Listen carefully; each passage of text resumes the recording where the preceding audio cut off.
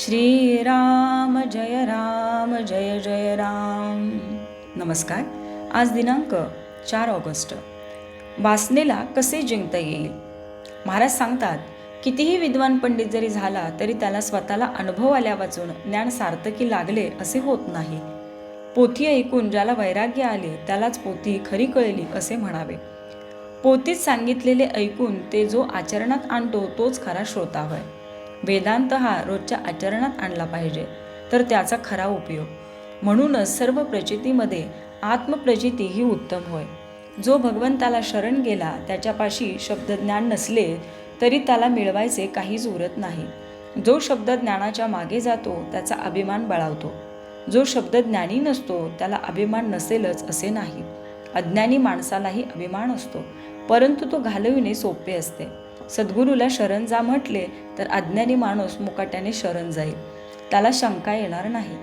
काशीला जाणारे पुष्कळ रस्ते आहेत, पण कोणत्याही रस्त्याने जायचे तरी आपले घर सोडल्याशिवाय जाता येत नाही. हे जसे खरे तसे कोणत्याही साधनात वासना बाळगून किंवा ती देवापासून निराळे ठेवून भागणार नाही. ती देवाची करायला, तिला मारायला देवाचे स्मरण पाहिजे. भगवंताचे होणे हे माझे या जन्मातील मुख्य काम आहे असे समजावे. मी भगवंताचा कसा होईन याचा सारखा रात्रंदिवस विचार करावा. मी दुसऱ्या कोणाचा नाही ही खात्री असली म्हणजे भगवंताचे होता येते. आपले मन वासनेच्या अधीन होऊन तात्पुरत्या सुखाच्या मागे गेल्यामुळे थप्पड खाऊन परत येते. लोक समजतात तितके वासनेला जिंकणे कठीण नाही. आपली वासना कुठे गुंतते ते पाहावे. आपल्या अंगातले रक्त काढून ते तपासून आपल्याला कोणता रोग झाला आहे हे डॉक्टर पाहतात.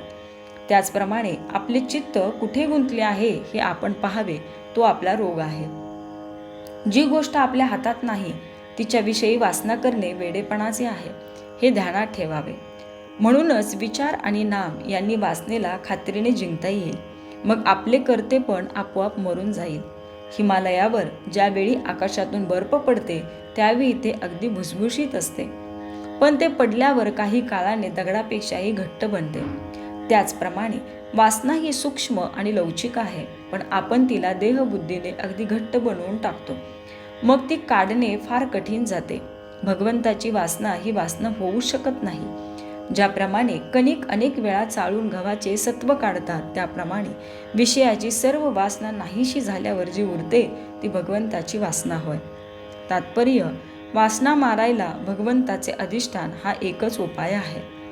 श्रीराम जय जय राम.